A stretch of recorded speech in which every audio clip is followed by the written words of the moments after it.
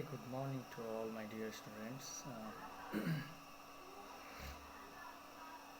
आज का हमारा विषय है वर्क एंड एनर्जी, कार्य और ऊर्जा। हम अपने डेली लाइफ में बहुत सारी ऐसी चीज़ें हैं जिसे वर्क से जोड़ते हैं,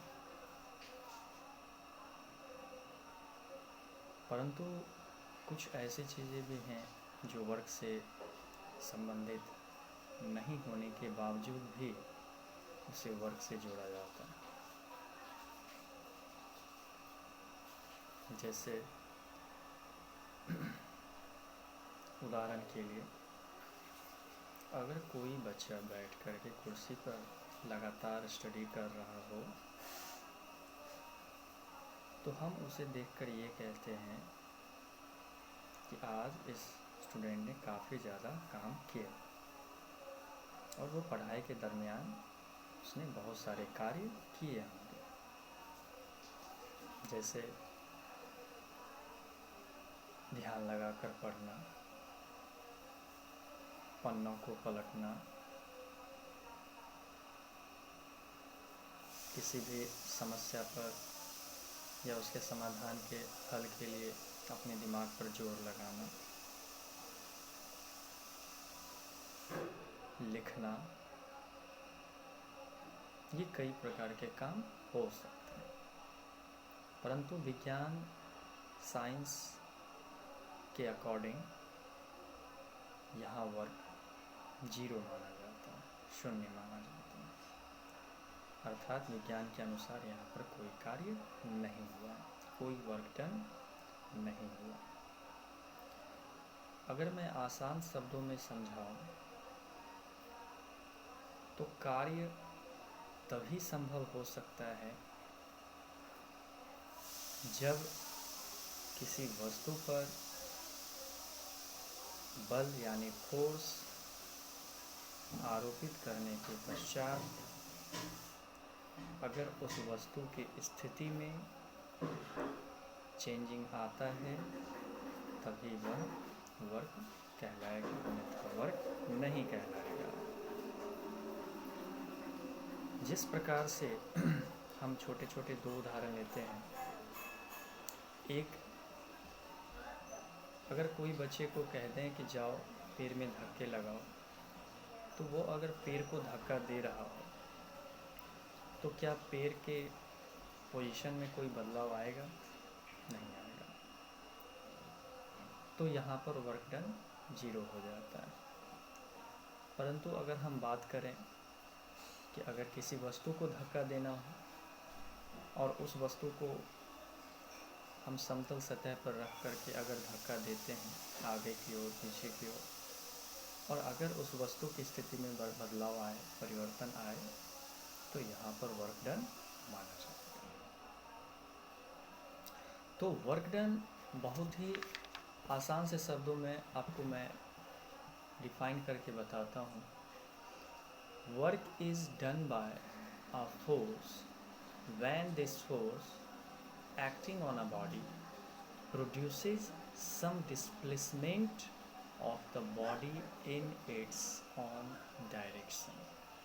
अर्थात बल जब किसी वस्तु पर आरोपित किया जाता है तो अगर उस वस्तु के दिशा अनुसार उस पर लगाया जाने वाला बल अगर उस वस्तु की स्थिति में डिस्प्लेसमेंट अर्थात विस्थापन लाता है तो इसे वर्क डन कहा जाता है।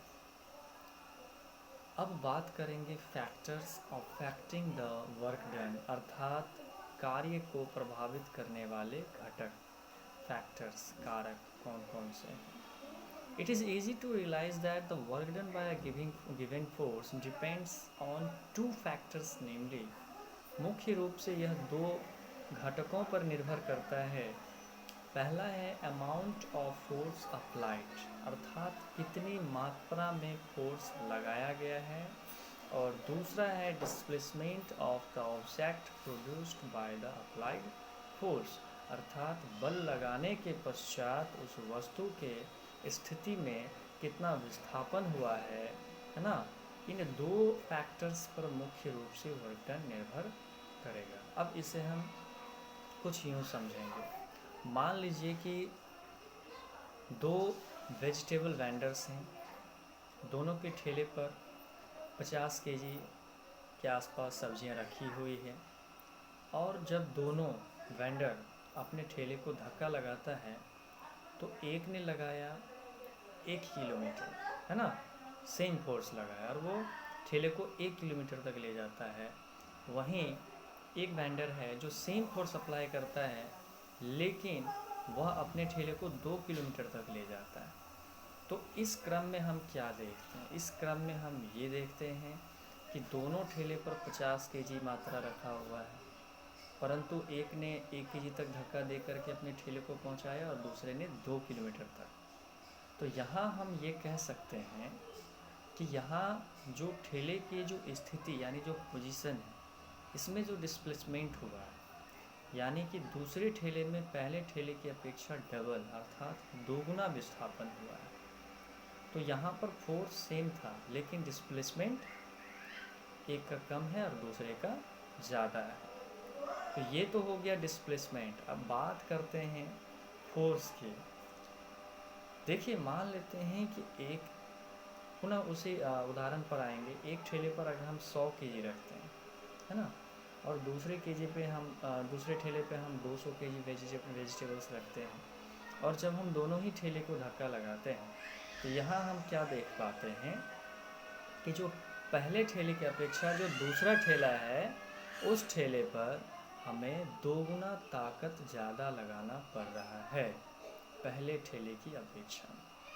तो यहाँ से ये स्पष्ट है कि दूसरे ठेले पर मेरा फोर्स अप्लाइड ज़्यादा होगा पहले ठेले की अपेक्षा। तो इन आसान उदाहरणों से आप अवश्य इस टॉपिक को समझ गए होंगे कि जो वर्क डन है मुख्य रूप से उसके दो फैक्टर्स होते हैं। एक होता है अमाउंट ऑफ फोर्स अप्लाइड और दूसरा होता है displacement of the object produced by applied force. अब हम लोग बात करेंगे वर्क एंड एनर्जी की। वर्क एंड एनर्जी देखिए, when we come home after playing we are tired. देखिए, जब कहते हैं कि काम और ऊर्जा, अर्थात जब हम कभी खेल करके वापस घर को लौटते हैं तो हम काफ़ी थके रहते हैं। इसका कारण ये होता है कि खेलने के दौरान आपके शरीर की काफ़ी ऊर्जा का क्षय होता है, लॉस होता है। एनर्जी लॉस होने के कारण आपका शरीर थक जाता है।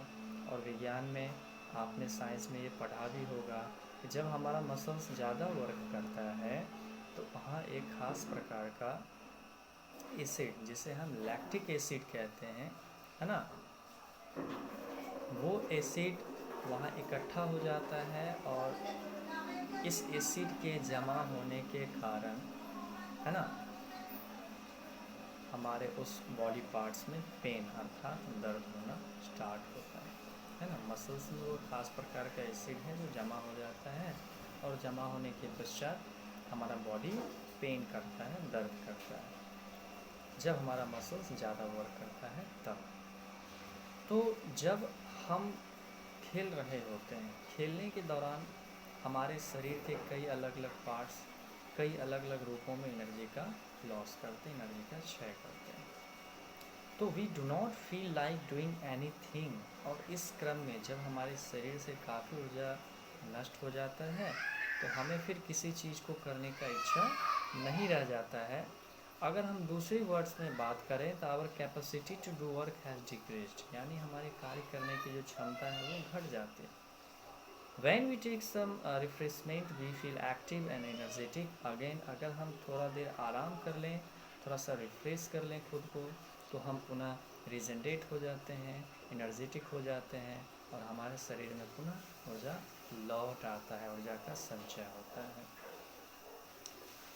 In other words our capacity to do work has increased. अर्थात अगर दूसरे शब्दों में कहें तो हमारे शरीर में जो ऊर्जा की मात्रा है वो बढ़ जाती है, कार्य करने की क्षमता बढ़ जाती है।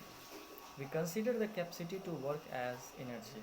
तो हम ये कह सकते हैं capacity to do work is called energy, अर्थात कार्य करने की जो क्षमता है इसे हम एनर्जी या ऊर्जा कहते हैं।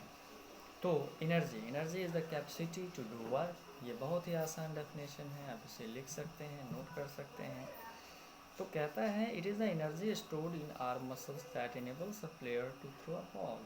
जब कोई गेंदबाज बॉल फेंकता है तो वो अपना एनर्जी कहाँ से अप्लाई करता है, वो करता है अपने बाजुओं से जो वहाँ स्टोर है। The energy stored in a battery enables radio to play music और a toy car to move.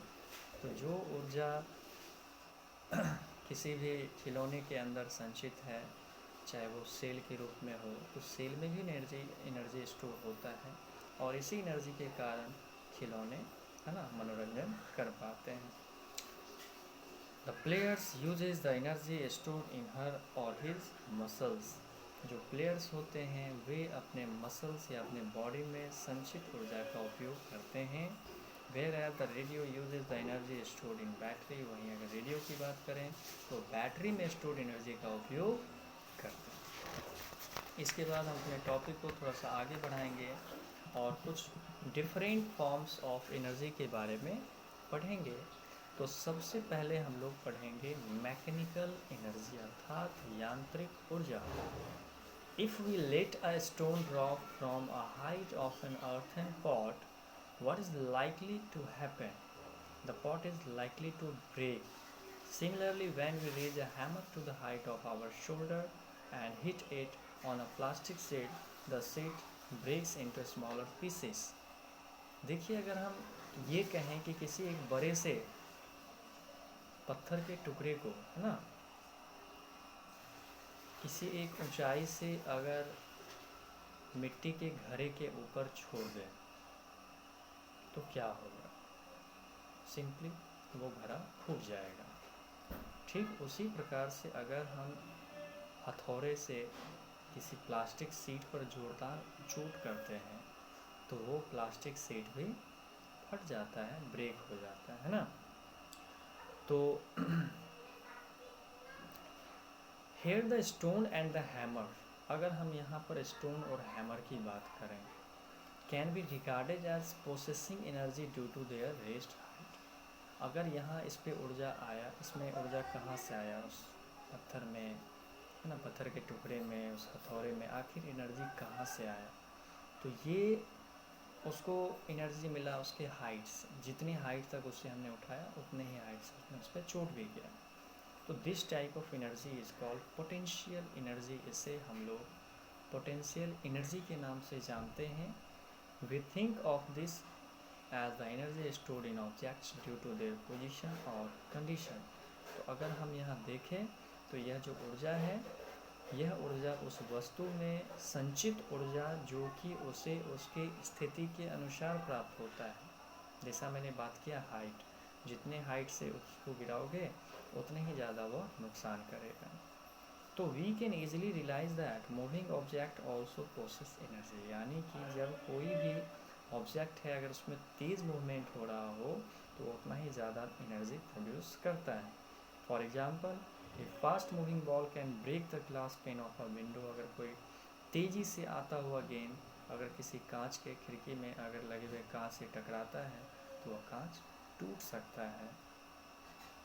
और a glass marble shot from a गुलेल कैन हर्ट अ पर्सन। और अगर किसी भी ग्लास मार्बल पर अगर हम गुलेल से अटैक करते हैं तो वह मार्बल को नुकसान पहुंचा सकता है। या फिर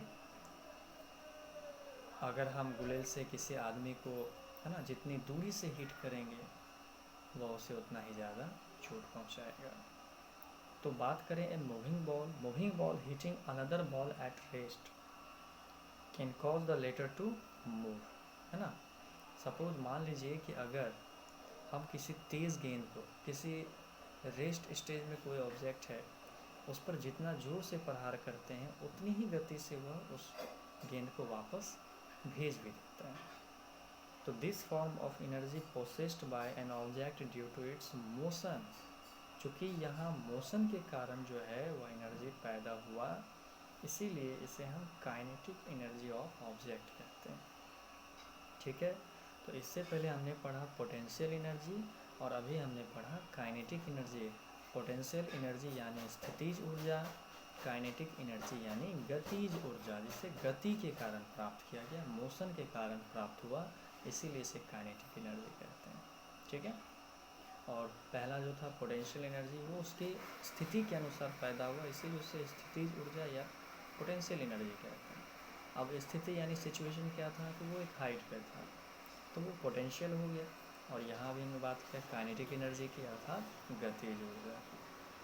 if an object possesses either potential energy और काइनेटिक एनर्जी और both, we say that the object has mechanical energy. अगर हम पोटेंशियल और काइनेटिक दोनों एनर्जी को अगर मर्ज कर दें, तो ये दोनों एनर्जी जो होते हैं वो मिलके मैकेनिकल एनर्जी कहलाते हैं, अर्थात यांत्रिक ऊर्जा।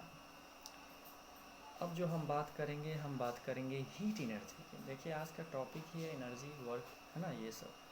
तो heat energy, let us boil some water in a container covered with a light lid and observe what happens to the lid. Lid means ढक्कन होता है। अब जैसे मान लीजिए केतली है, केतली में हमने पानी रखा, उसे हमने काफ़ी हाई टेम्परेचर पर पानी को खौलाना शुरू किया। अगर वह पानी जब काफ़ी हीट हो जाता है तो इसके बाद क्या होता है, the lid is seen to move up and down. तो आप देखेंगे केतली के ऊपर जो ढक्कन होता है, केटल के ऊपर जो ढक्कन होता है, वो ऊपर और नीचे होने लगता है ना। तो the steam form due to the heat, ऐसा क्यों होता है, क्योंकि उस पानी के गर्म होने के बाद उसमें जो भाप पैदा हुआ, उस भाप के कारण भाप रिलीज होना चाहता है, जिसके कारण वो ढक्कन को बार बार ऊपर नीचे करता रहता है। It shows that heat is a form of energy. और इससे हम देख सकते हैं कि जब हीट होने के कारण पानी और भाप के कारण वह ढक्कन अपनी स्थिति को बदल रहा है, कहीं ना कहीं उसमें एनर्जी का रूप मौजूद है, एनर्जी फॉर्म मौजूद है। और ये जो एनर्जी फॉर्म है, यही एनर्जी फॉर्म हीट एनर्जी का रूप है। तो heat is one of the most common form of energy. यह बहुत ही एक साधारण रूप है ऊर्जा का। जैसे the sun's heat warms our earth and this enables to support a vast variety of life. जैसा कि अभी आप जानते हैं कि सनलाइट भी जो है वो भी हीट एनर्जी का ही फॉर्म है। और इस हीट एनर्जी का जो उपयोग है इस प्रकृति में, संसार में कितना ज़्यादा है। तो the heat given out by burning of fuels is used to power the engines that run our cars, aircrafts, rockets. तो इस हीट एनर्जी का उपयोग काफ़ी ऐसे वाहन, काफ़ी ऐसे व्हीकल्स हैं, चाहे वो लाइट हो, चाहे वो हैवी व्हीकल्स हो, इन सब को ऑपरेट करने के लिए किया जाता है, जैसे कार, बाइक, एरोप्लेन, एयरक्राफ्ट वगैरह वगैरह। तो हीट एनर्जी भी एक ऊर्जा का ही रूप है। अब बात करते हैं हम लोग केमिकल एनर्जी की। When we strike a matchstick against a specific portion of a matchbox, what happens? देखिए, अगर हम माचिस की तीली को माचिस के डब्बे के किसी एक खास विशिष्ट सतह पर जब उसे रब करते हैं, रगड़ते हैं, तो क्या होता है? Spark is produced which gives out heat and light. तो आप देखे होंगे एक जोरदार चिंगारी निकलती है जिससे हीट और लाइट पैदा होता है।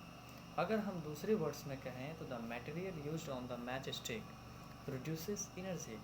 यानी जो मैच स्टिक यानी माचिस की तीली पर जो पदार्थ मौजूद है उसमें कहीं ना कहीं केमिकल्स यूज़ किए गए हैं। और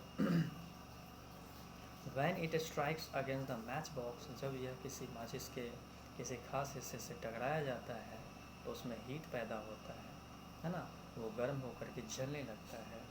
this energy is called chemical energy. तो यही ऊर्जा कहलाता है केमिकल एनर्जी का। और कहते हैं wood, coal, diesel have chemical energy stored in them. सब में केमिकल एनर्जी मौजूद है, चाहे वो लकड़ी हो, चाहे कोयला हो, चाहे कोई भी पेट्रोलियम प्रोडक्ट हो, इन सब में एनर्जी मौजूद है। Chemical energy stored in a battery is often use to light up a torch. जैसे कि अगर केमिकल एनर्जी की हमने बात की तो टॉर्च में भी जो बैटरी यूज किया था, सेल के अंदर भी केमिकल्स हैं, और वो केमिकल एनर्जी जो है कहीं ना कहीं रिएक्शन करके, कहीं ना कहीं अभिक्रिया करके जो है वो एनर्जी का ही रूप लेता है, और उस एनर्जी का उपयोग हम लोग टॉर्च को जलाने के लिए करते हैं। तो ये था केमिकल एनर्जी। अब हम बात करेंगे लाइट एनर्जी की। देखिए लाइट एनर्जी अर्थात इसमें अगर हम लाइट की बात करें तो सीधा एक शब्द आता है सन। है ना। सन जो कि एक मेन सोर्स ऑफ लाइट है ना, ऊर्जा का मुख्य स्रोत कहलाता है। प्रकृति में 100 में से 75% ऊर्जा तो सिर्फ और सिर्फ हमें सनलाइट से ही मिलता है। It is sunlight that helps us to see things during the day, और यही वो ऊर्जा है जो सुबह यानी प्रातःकाल यानी दिन में हमें कोई भी वस्तु को देखने में हमें सक्षम बना पाता है। Light energy of the sun is used by green plants to make their food, और इसी लाइट एनर्जी का उपयोग पेड़ पौधे भोजन बनाने के लिए करते हैं। Tubelights, electric bulbs, lasers, LEDs are some of the man made source of light, और कुछ ऐसे सोर्स ऑफ लाइट हैं जो मनुष्य के द्वारा कृत्रिम रूप से बनाए गए, कृत्रिम तरीके से बनाए गए हैं। चाहे वो ट्यूबलाइट हो, चाहे वो इलेक्ट्रिक बल्ब हो, चाहे वो लेज़र हो, चाहे वो एलईडीज हो, तो ये सभी जो हैं man made source of light है।